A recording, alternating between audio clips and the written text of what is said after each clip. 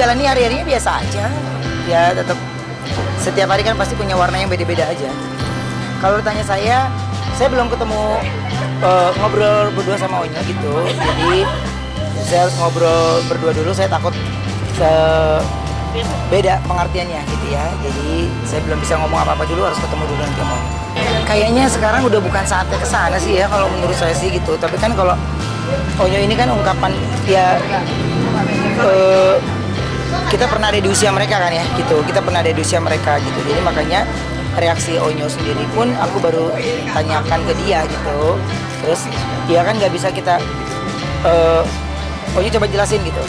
Kan dari pagi saya juga ada kegiatan. Jadi saya baru ntar ketemu sama dia, baru duduk ngobrol sama anak usia gitu kan kita harus tidak membuat jadi tegang kan. Jadi saya harus membuat obrolan itu ya bukan kita sedang menginterogasi, tapi saya cuma mau tanya bagaimana ceritanya. Karena kalau semuanya kita atur, nanti dia akan ngerasa semuanya salah apa yang dia lakukan gitu. Jadi dia mau berekspresi apapun yang dia ungkapkan, ya saya harus dengar dari dianya dulu baru gitu. Takutnya kalau saya ngobrol yang belum saya tahu, ya nanti malah jadinya fitnah ya gitu. Jadi yang lagi saya lakukan ya saya mau ngobrol sama Onyo kayak apa, seperti apa yang membuat dia menjadi ya bisa meluapkan itu gitu, bisa meluapkan itu. Jadi saya sebagai orang tuanya yang harus tahu dulu nih apa duduk permasalahannya ya gimana gitu. Jadi nggak semata-mata saya hanya menyimpulkan dari yang saya baca doang gitu. Gimana ya? Saya juga sebenarnya shock gitu. Saya juga sebenarnya shock gitu karena yang saya cuma mikirnya ini pasti nih akan ada reaksi dari setiap anak yang berbeda kan gitu. Ya Onyo punya jiwa yang sangat amat tidak nyaman. Jadinya Onyonya sendiri melampiaskannya dengan nangis gitu. Tapi ya gimana sih kalau kita udah jadi orang tua, masa lu mau ngerengek sama anak kan juga bingung kan gitu. Padahal hati kita juga aduh.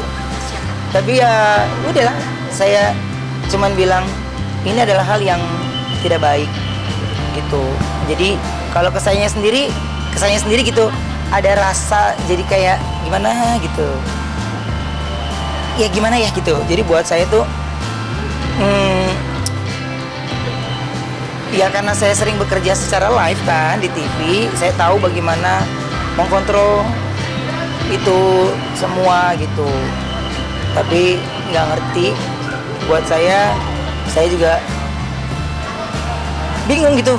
Ya sementara kita juga dengernya kaget, ya terus reaksinya kaget, terus Onyonya sedih gitu, jadinya marah.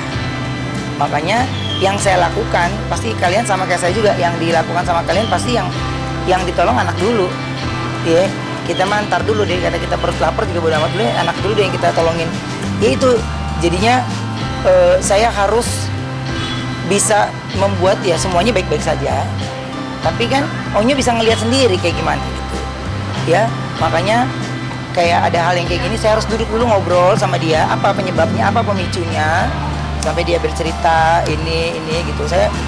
Saya kagetnya pas udah pagi, saya lagi live subuh doang ya, kaget ada apa lagi gitu. Jadi dia udah besar, nggak bisa lu terus kekep terus, dia ada waktunya sendiri, ada waktunya dia gitu. Tapi ya buat saya cuman mungkin saya harus ngobrol lagi berdua sama dia untuk dia bisa apa yang membuat dia menjadi bisa menceritakan itu.